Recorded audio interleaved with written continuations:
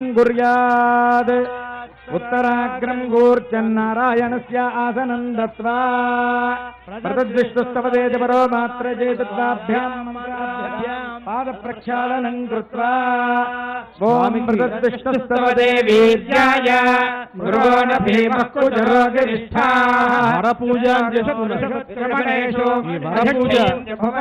ఎందుకు చేయాలి?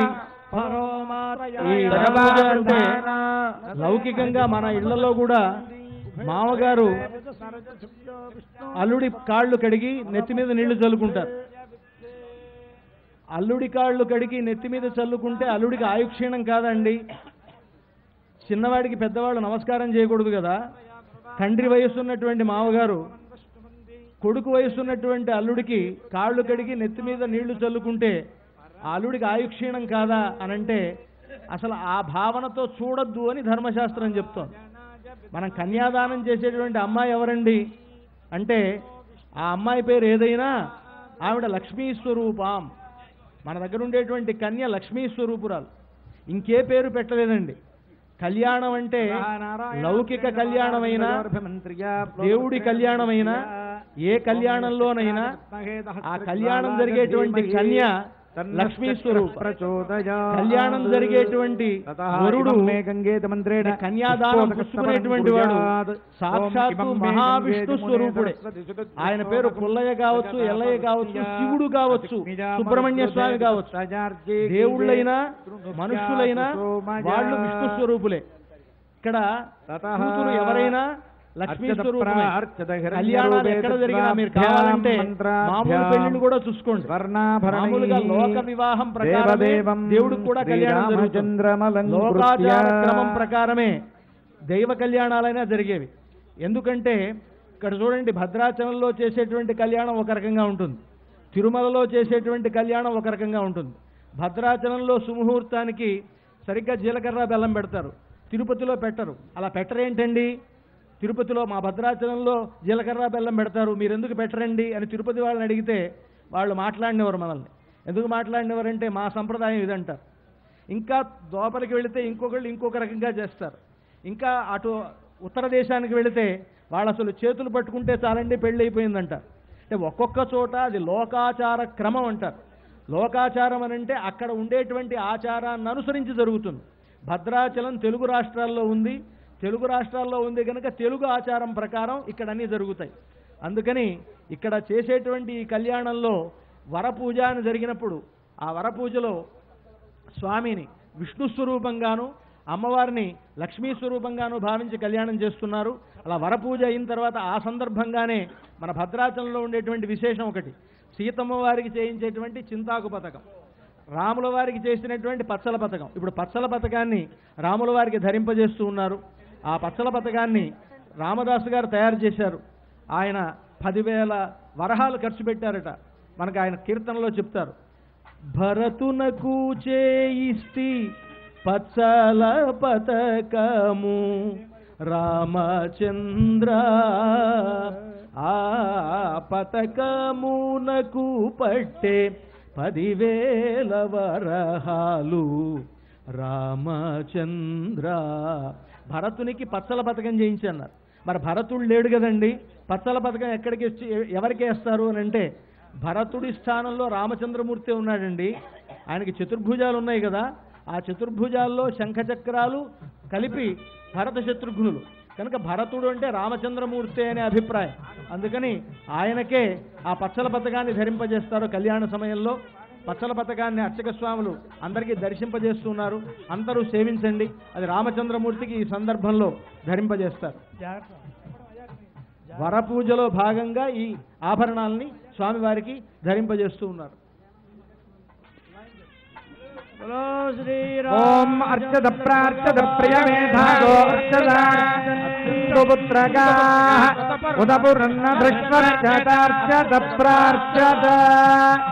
ఓం హిరణ్యరూపస్య హిరణ్యచంద్రగవాన్న బాచ్ఛేదు హిరణ్యవర్ణః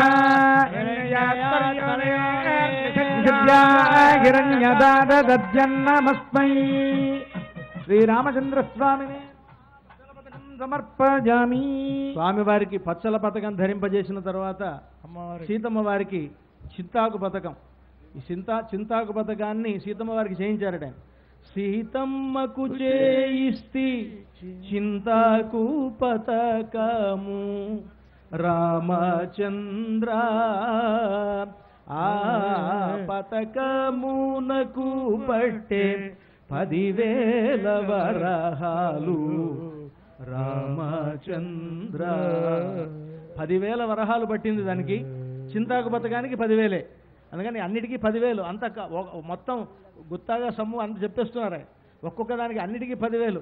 చుట్టూ ప్రాకారములు సొంపుగా చేయిస్తి రామచంద్ర ఆ ప్రాకారముకు బట్టే 10,000 మొహరీలు రామచంద్ర. 10,000 మొహరీలు అన్నారు. 10,000 అన్నిటికీ 10,000 చెప్పారు. ఆయన రామదాస్ గారు అలా చెప్పారు. చింతాకు పథకానికి 10,000 వరహాలైంది. ఆ వరహాలు 10,000 వరహాల విలువ కలిగినటువంటి చింతాకు పథకాన్ని సీతమ్మ వారికి ధరింపజేస్తున్నారు. అంతా కూడా దర్శించండి.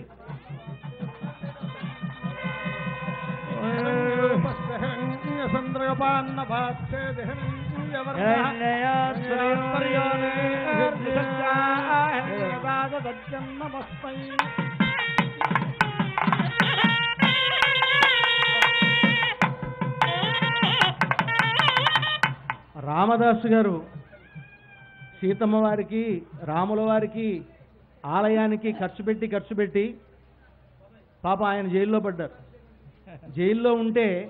జైల్లో ఉండేటువంటి రామదాసు గారిని రక్షించడానికి రామలక్ష్మణులు ఇద్దరూ దిగి వెళ్ళారు. వెళ్ళి తానీషాకి స్వప్నంలో కనిపించి, ఏమయ్యా మా ఆయనకి మేము దాసులం, రామదాసు దాసులం మేము, రామదాసు బంట్లము మేము అన్నారు వాళ్ళిద్దరు కూడా. అలాగంటే రాముడు నిజంగా ఎలాంటి దయామయుడు అంటే తన దాసులకి తాను దాసుడు అనుకుంటాట. అంటే అంతగా సేవ చేస్తాడు, తన భక్తుల్ని రక్షిస్తాడని అర్థం. అలా వెళ్ళి వాళ్ళ కోసాన్ని 10 లక్షల వెండి నాణాలు ఖర్చు పెడితే రామదాసు గారు 10 లక్షల బంగారు నాణాలు తానీషాకిచ్చి విడిపించారట. ఆ బంగారు నాణాల్లో ఒక నాణం ఇది. 6 లక్షల వెండి నాణాలు ఖర్చు పెడితే 6 లక్షల బంగారు నాణాలు ఇచ్చి వాళ్ళని జైలు నుంచి విడిపించారట. దానికి సంబంధించినటువంటి నాణ్యం ఇది. దీన్ని రామమాడ అంటారు. ఆ రామమాడను ఈ కళ్యాణ సమయంలో లక్ష్మణస్వామికి అలంకరింపజేస్తారు. అదంతా కూడా మీకు సేవింపజేస్తున్నారు. సేవించండి.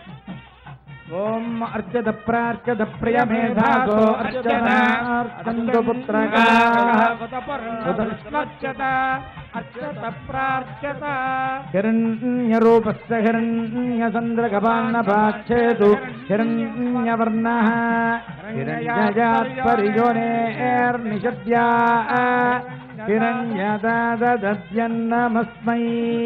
శ్రీ లక్ష్మణ స్వామికి తతః ఇషేత్వోర్జేత్తే సకలారాధనైశ్వర్చితమస్తు. ఓం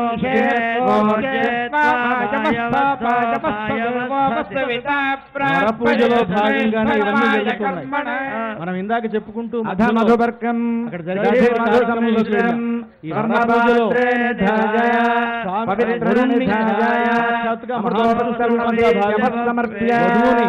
లక్ష్మీ స్వరూపంగా భావించి కన్యాదానం చేయాలి కనుక మామగారు అల్లుడి కాళ్ళు కడిగే సంప్రదాయం.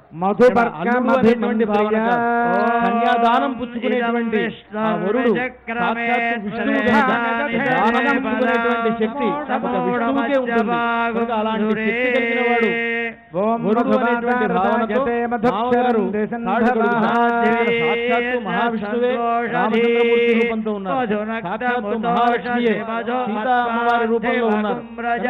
వాళ్ళకి ఈ కైంకర్యం అంతా కూడా పూజలో భాగంగానే ఆభరణాలు సమర్పించడం, అమ్మవారికి ఆభరణాలు సమర్పించడం, పాద ప్రక్షాళనం చేయడం ఈ కార్యక్రమాలు